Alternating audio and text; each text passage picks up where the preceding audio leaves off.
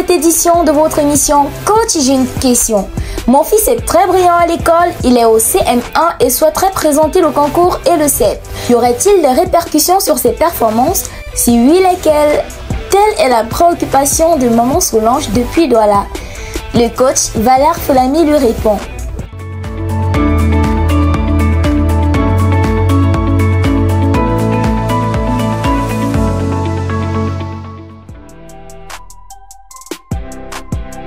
Maman Solange de Douala, est-ce que c'est bien de citer les classes? Quand on a un fils brillant, on est certainement tenté de le faire vite avancer. Est-ce que c'est bon? La première chose que je vais dire aux parents, c'est que la vie, ce n'est pas la course. Ce n'est ni la course, ni la concurrence. Parce que parfois, ce qu'on a constaté, c'est que beaucoup de parents font avancer les enfants pour après dire que mon enfant a eu le BPC, le CEP, au coup moins 1, pour dire que mon enfant a eu le bac à 14 ans, et tout et tout. Vraiment, chers parents, par expérience, je peux vous rassurer que la vie, ce n'est pas la course. La vie, ce n'est pas la course. Il est mieux qu'un enfant évolue avec la maturité correspondant à son niveau. Et l'avantage de ça, c'est que ça lui permet de ne pas être dans une salle de classe comme un gars frustré. Généralement, ce qu'on rencontre avec le cas des étudiants, des élèves qui ont sauté les classes, c'est qu'ils se retrouvent dans une génération où il a 14 ans et les autres ont 17 ans, 18 ans. Donc ça fait que, premièrement, il a du mal à se faire des relations. On sait tous la place que joue le quotient émotionnel dans la vie d'un enfant. C'est-à-dire, il se retrouve dans une salle de classe où les jeux de ses camarades ne sont pas ce qui l'intéresse. Les jeux de ses camarades, c'est pas ce qui l'intéresse. Ce qui plaît à ses camarades, c'est pas ce qui lui plaît. Ce que ses camarades font tous les jours, c'est pas ça. Donc du coup, il est là comme un électron libre. Il est là comme ça, égaré, perdu, abandonné à lui-même. C'est à peine s'il peut avoir un ami.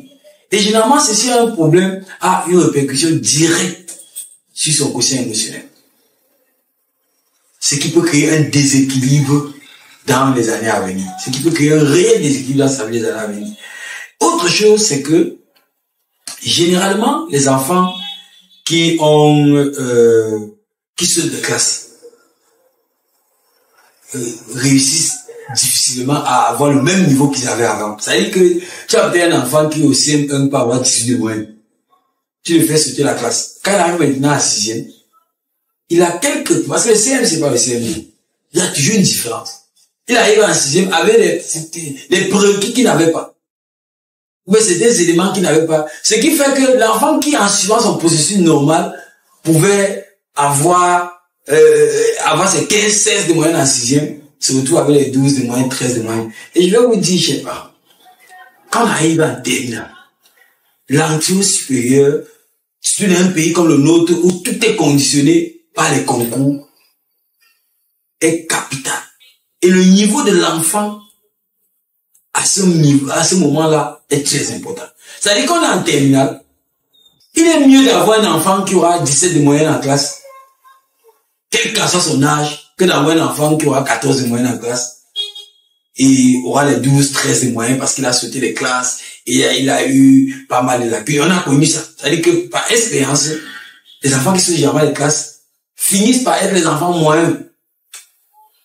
Pour certains. Maintenant, pour d'autres qui réussissent à être parmi les meilleurs enfants, c'est-à-dire que à être toujours très bons, ils sont très frustrés après les examens. Ils sont très frustrés quand ils terminent le supérieur, quand ils se rendent compte que leur façon de voir les choses est déconnectée avec celle de leur génération. Ils se rendent compte qu'ils sont même pas dans leur génération. L'enfant, par exemple, à l'âge de 10 ans, il a besoin de faire certains types de jeux, il a besoin de faire certains types d'amusement. Vous l'avez mis dans une classe où on ne joue plus. Vous l'avez dans une classe, il ne peut plus faire ses blagues n'importe comment parce qu'il a sauté. Donc ça a beaucoup de répercussions psychologiques. Beaucoup de répercussions. Donc s'il n'y a pas vraiment une réelle raison pour laquelle on veut que les enfants avancent, généralement nous pensons que il est mieux que l'enfant suive le parcours normal. avec les expériences, les témoignages. Nous avons eu des camarades avec qui on était dans les salles de classe avec 4 ans d'écart. Quand on regarde plus tard dans la vie ce qu'on devient, après il sort de l'école, il a le diplôme, il est immature. Imaginez un enfant qui sort de Polytech à 19 ans. Dans un pays comme le nôtre, il sera difficile qu'on réussisse à lui confier un certain nombre de responsabilités. Il sera très difficile qu'on réussisse à lui confier un certain nombre de responsabilités. Donc, il y a beaucoup de conséquences. Maintenant, il y a les avantages. Les avantages, c'est que, bon, voilà, s'il s'en sort, comme on calcule souvent, il commence à travailler à 19 ans ou 20 ans. Ça fait que, bon, voilà, il va aussi accumuler un peu plus d'argent que ceux qui vont commencer à travailler à 22, 23 ans. Mais je pense qu'il y a plus d'inconvénients à sortir des classes que d'avantages. Parce qu'il n'y a pas vraiment une urgence, Maman Solange, il n'y a pas vraiment une urgence qui vous pousse à vouloir que la fasse des classes. Essayez d'être brillant au CM1, après pour au CM2, il est encore bien brillant. Donc vous savez, ces choses, c'est pas la course. C'est vraiment, voilà, c'est pas une course de vitesse, c'est une course d'endurance.